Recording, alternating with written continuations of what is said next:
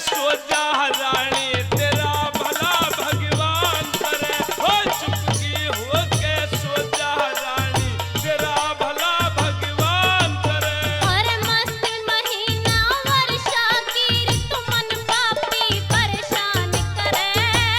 चुपकी हो के सो जा रानी तेरा भला भगवान करे। और चुपकी हो के सो जा रानी तेरा भला भगवान करे।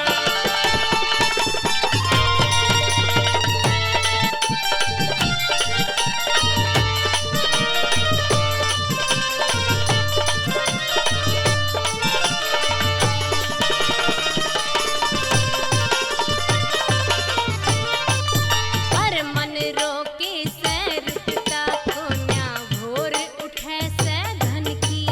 हाँ, बात के कारण डांटनी चाहिए झाल झलक जोवन की। मन रोके से रुकता कोन्या भोर उठे से धन की।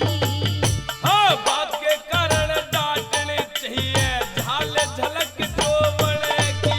हाँ, बात के कारण डांटनी चाहिए झाल झलक जोवन की। हर विषय वासना तृष्णा मन की काया ने खपकान करे। हर विषय वासना तृष्णा मन की काया ने खपकान करे। कर कराई भक्ति का गोरी बिना बात वीरान करे। हाँ, करी कराई भक्ति गोरी बिना बात वीरान करे।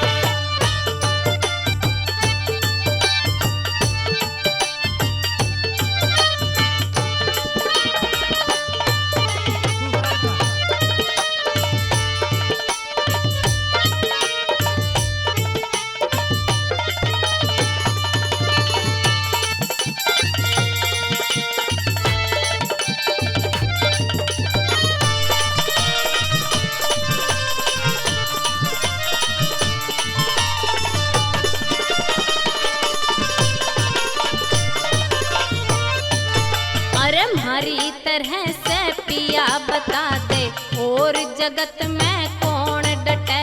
हाँ, जति सती और संत सिद्ध के कर्म का बेरा नहीं पता।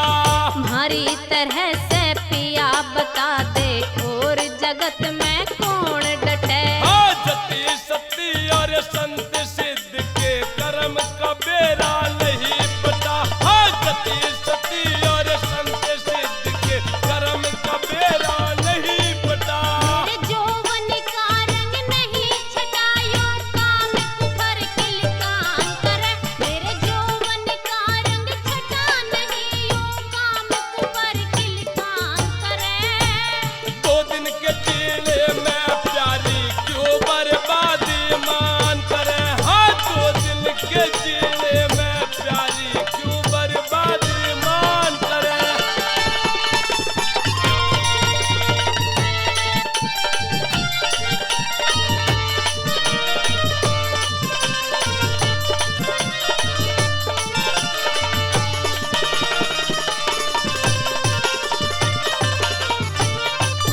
पर तड़प तड़प के मरना हो गया रंग जीवन का जोर करे। हाँ, सुरती डांट शांति कर ले